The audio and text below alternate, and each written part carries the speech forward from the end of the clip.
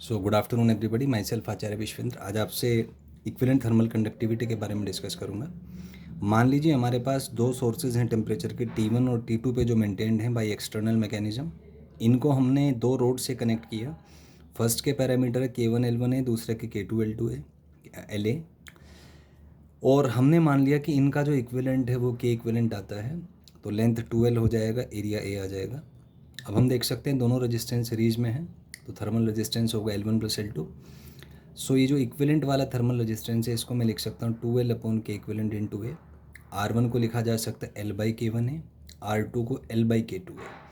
तो यहाँ से L/A कैंसिल हो जाएगा दोनों साइड से, तो आपका आ जाएगा 2/K equivalent is 1/K1 + 1/K2। ये सॉल्व होके आपका K इक्विवेलेंट 2K1K2/K1 + K2 आ जाता है सीरीज कॉम्बिनेशन में। नेक्स्ट केस डिस्कस करते हैं जब ये दो रोड्स पैरेलल में हैं। तो ये टेम्परेचर T1 पे मेंटेन्ड है, ये T2 पे है। पैरेलल मतलब दोनों के अक्रॉस टेम्परेचर डिफरेंस सेम होगा। तो मैं मान लेता हूँ दोनों रोड्स आइडेंटिकल हैं, तो इसका एरिया भी A/2, इसका एरिया भी A/2। तो यहाँ इसका एरिया आपका A आ जाएगा टोटल। तो सिमिलरली पैरेलल में रेजिस्टेंस उल्टे ऐड होते हैं, तो 1/R thermal is 1/R1 + 1/R2। तो यहाँ से आपका R थर्मल होता है L/KA, तो 1/R थर्मल आ जाएगा K equivalent A/L, and this is equal to K1 A/2L + K2 A/2L। A/L आप कैंसिल कर दीजिए, तो यहाँ से आपका K इक्विवेलेंट जो है वो K1 + K2/2 आ जाएगा। नेक्स्ट है हमारा स्टीफन्स लॉ। तो स्टीफन्स लॉ कहता है कि अगर कोई बॉडी है जिसका एरिया ऑफ क्रॉस सेक्शन है और टेम्परेचर T है, तो ये जो पावर रेडिएट करेगा EM वेव्स की फॉर्म में, वो पावर सिग्मा ये T⁴ होती है। और अगर ये किसी सराउंडिंग T0 में रखा है, तो T0 में जो रखा हुआ है, तो ये पावर एक्सेप्ट भी करेगा, उसका रेट होगा सिग्मा ये T⁴।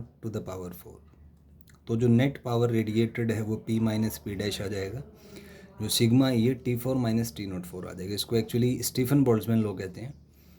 तो यहाँ से हमने इसको यूज़ करके न्यूटन्स लॉ डिराइव करने वाले हैं आज। So this is the derivation of Newton's law of cooling. Disconnected. तो यहाँ से नेट पावर रेडिएटेड मैं dH/dt मान लेता हूँ। ये आ जाएगा सिग्मा ये T4 - T04। dH को लिखा जा सकता है -ms/dt, माइनस इसलिए क्योंकि टेम्परेचर घटेगा। तो dH को यहाँ से यहाँ पुट कर दीजिए, तो आपका आ जाएगा -ms/dt/dt सिग्मा ये T4 - T04। तो यहाँ से ms को नीचे ले जाइए, तो dt/dt आपका माइनस सिग्मा ये/ms T4 - T04 आ जाएगा। यहाँ से आप T04 कॉमन ले लीजिए, तो ये आ जाएगा T/T04 -1। अब यहाँ से मैं मान लेता हूँ T = T0 + ΔT। तो अगर dt/dt निकालेंगे, T का वैल्यू आप रख दीजिए T0 + ΔT/T0 पावर 4 - 1। तो यहाँ से ये इसको आप खोल सकते हैं, तो ये आ जाएगा 1 + ΔT/T0 की पावर 4 - 1। बाइनोमियल एक्सपेंशन इसमें लगा दीजिए 1 + x⁴n, ये होता है 1 + nx।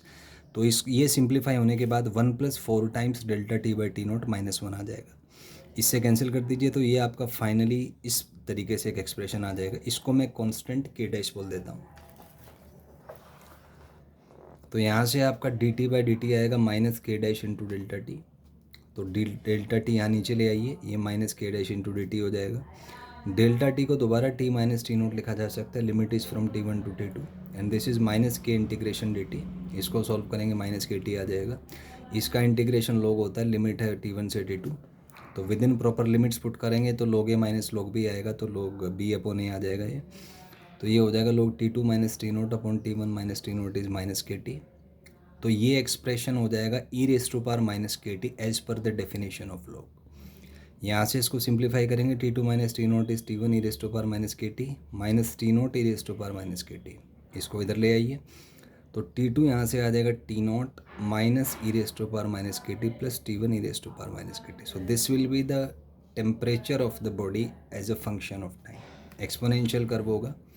सो T को अगर मैं 0 रखूँ तो ऑब्वियसली ये T1 के इक्वल आएगा, आप देख सकते हैं, क्योंकि ये T1 हो जाएगा -T0 + T0, ये टर्म 0 हो जाएगी। तो इनिशियल टेम्परेचर T1, जबकि इनफाइनाइट अगर करते हैं तो ये 0 हो जाएगा, तो T2 = T0, मतलब ये रूम टेम्परेचर पे आ जाएगा, जो कि होता भी है। आफ्टर अ लॉन्ग टाइम कोई भी बॉडी हो, उसका जो टेम्परेचर है वो रूम टेम्परेचर के इक्वल आ जाएगा, जिसके बाद further net transfer of heat ख़त्म हो जाएगा।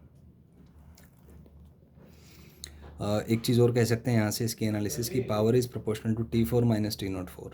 तो अगर दो डिफरेंट टेम्परेचर्स दे रखे हैं तो पावर का जो रेशियो होगा वो T24 minus T04 upon T14 minus T04 होगा, जहाँ पे टेम्परेचर हमें केल्विन में लेना है।